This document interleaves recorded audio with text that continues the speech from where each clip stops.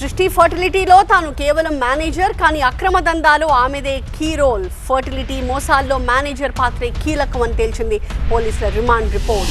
సృష్టి fertility మోసాల్లో manager కళ్యాణిదే key role అట.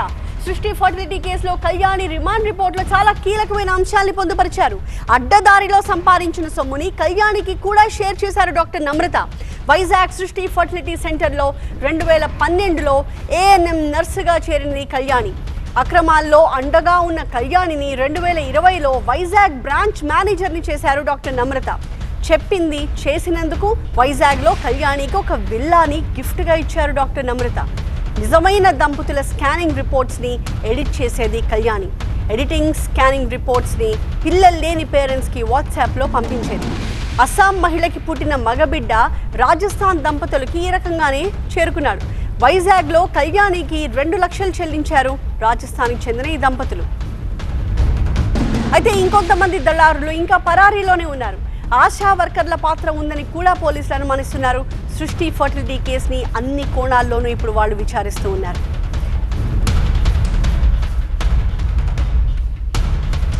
మరింత సమాచారంతో మా ప్రతినిధి ప్రణీత మనకి లైవ్ లో కనిపిస్తున్నారు. ప్రణీత, ఈ కళ్యాణి పాత్ర చాలా కీలకం అని చెప్పి ఇప్పుడు పోలీసులు రాసిన రిమాండ్ రిపోర్ట్లో మనకు అర్థమవుతోంది. కొన్ని విషయాలు మనకు బయటకు వస్తూ ఉన్నాయి. ఇంకా ఎలాంటి పాత్ర పోషించింది కళ్యాణి? ఒక విల్లానే డాక్టర్ నమ్రత ఆమెకి గిఫ్ట్గా ఇచ్చింది అంటే ఏ స్థాయిలో డబ్బులు గుంజడానికి ఆమె సహకరించింది అన్నది దీన్ని బట్టి మనకు అర్థమవుతోంది. సృష్టి హాస్పిటల్ వ్యవహారంలో ఒక అక్యూజ్డ్కి సంబంధించినటువంటి రిమాండ్ రిపోర్ట్లో ఈ అంశాలు అన్నీ కూడా ఉన్నాయి. ఈ అక్యూజ్డ్ ఎవరో కాదు, వైజాగ్లో ఉన్నటువంటి యూనివర్సల్ సృష్టి ఫర్టిలిటీ సెంటర్లో మేనేజర్గా ఈమె పనిచేస్తున్నారు కళ్యాణి. అయితే గతంలో ఈమె సృష్టి హాస్పిటల్లో ఒక నర్సుగా జాయిన్ అయ్యారు. సో నర్సుగా జాయిన్ అయినటువంటి ఆమె ఆర్థిక ఇబ్బందులతో ఆమె సతమతం అవుతున్నటువంటి క్రమంలో ఏదైతే నమ్రత చేస్తున్నటువంటి పనులకు ఈమె హెల్ప్ చేస్తూ ఉండటంతో ఆమెను మేనేజర్గా నమ్రత ప్రమోట్ చేస్తుంది.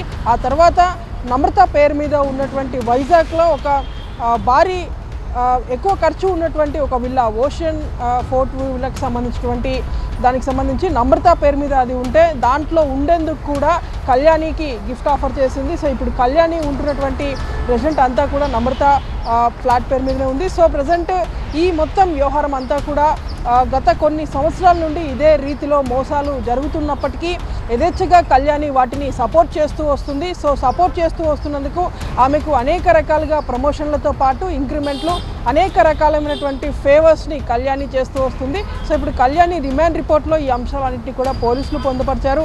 త్వరలోనే ఈమెను కూడా కస్టడీకి కోరుతూ పోలీసులు కస్టడీ పిటిషన్ సైతం దాఖలు చేయబోతున్నారు. సో ఈరోజు రిమైనింగ్ అక్యూజ్డ్ సంబంధించిన కస్టడీ పైన తీర్పు రాబోతుంది.